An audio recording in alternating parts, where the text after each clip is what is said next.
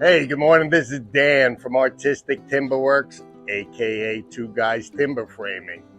One of the most questions I get is, Dan, how do you get such awesome pegs? Well, we don't buy them, we make them. We make them all from our sustainable forest and all the wood products that we had. So as we're doing cutoffs for some of our beams, we'll end up starting to pick up some of the perfect hardwood.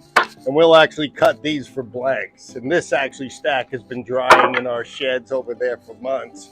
So now it's time to take them on in. And today we're cutting 24-inch long pegs, just like that. So Jason's already sized them to the 24. He's actually run them through because we need to get these to exactly 1.25 inches so that they're going to run through our molder good. And all you have to do is, once you get your molder set up, is just start feeding your blanks. It's as simple as that. You can just continuously feed these things through. Now, as you can see, we've already cut in the last hour. I don't know how many are in there, but that's the first half of the product that we need to do. We're going to set this up in the sled.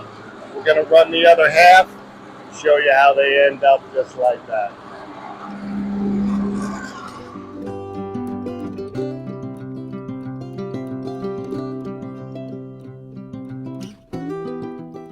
Okay, we are setting up our molder to make pegs. Now, we have a really big molder. This is not necessary. You can have the smallest one. This is the only piece I'm using on this molder right here. And really, the size of the bit, the only two things you're going to need to buy outside of having a molder is these two bits to actually make what you're looking to do. Now, you can get these made at any size. I have them made perfect so they work with the wood owl drill bit. So really, these are the only two pieces that you're actually going to need. This is the piece that's going to mold your actual dowel. It's going to do it half at a time.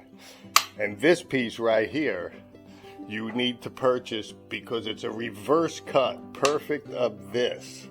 And what you need to do is you need to make yourself a sled, like I have here. And what this is you're actually going to use this particular molder bit just to make that sled. The rest of the work will be done with this bit. But for 25 bucks, makes you a perfect sled. These are for my small pins. These are for when I'm using big pins here. So we might make a new sled today. More than likely we don't need to, so we will just show you. You're just going to run it through, make yourself a nice base plate, and it's done. Okay, so the next step I'm doing, since we've got our blanks all ready, is I'm setting up my guide boards. And all you see is you see my molder. I'm cutting right to the middle.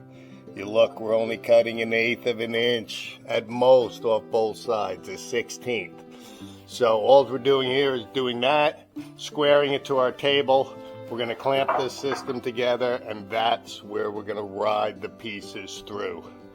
So quick setup, get it here, and then as we actually turn the machine on, we're going to have to start gauging down to get our perfect cut up here.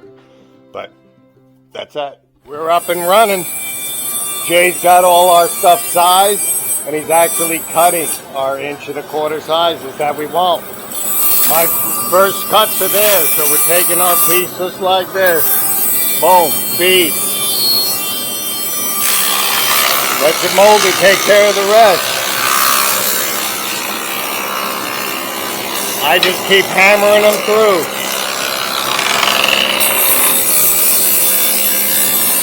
So my machine has never stopped cutting. So there you see it. As they're coming out, I'm making my first half of the cut. And that's what we need to get our first half of the pin ready to go.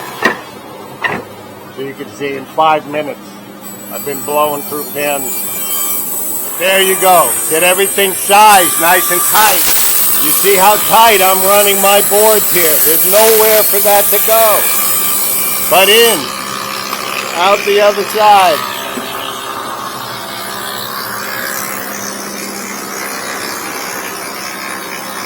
It just never ends. Now we never just make one pin. When we need our pegs, as you can see, we use it as like a production process. And we've got a pile here to go. And you'll be surprised. We'll get them all done. Okay. I'm going to make one for you anyway, because I need a new one. So what we're going to be doing now is we're going to be making a sled for this thing to ride on so that it rides through straight. So as I showed you, I threw that other molder into the machine, and we're going to make a sled. Kind of a stickler when it gets to being right in the money. So I think you're catching my drift of what's going on here. We're going to take this unit, and it needs to sit in there. You see that? Just like that. Hey, you see, I ran my first test piece. So we're actually slightly long. Like I said, I always cut bigger. So now we know right here, I got to come down 1/16 of an inch. And I might run it once or twice.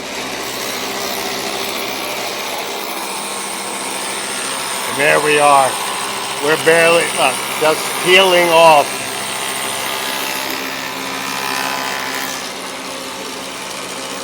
Okay, see how tight those fit in there?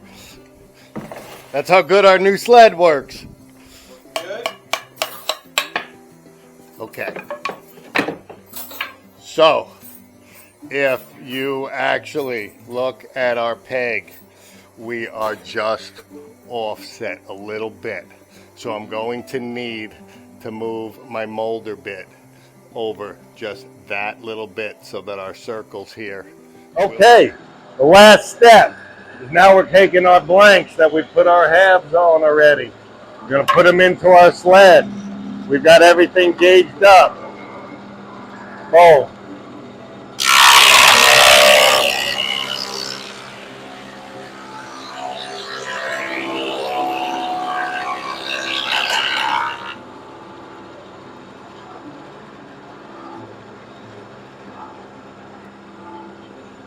Ooh, babies are tied.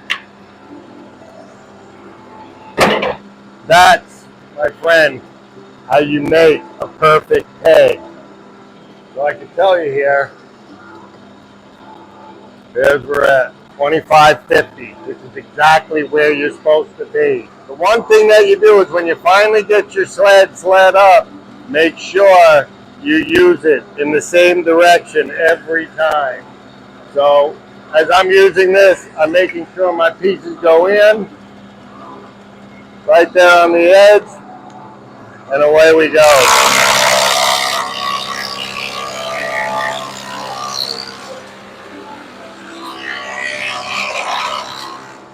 That's how tight this sits in your sled. Look at that thing.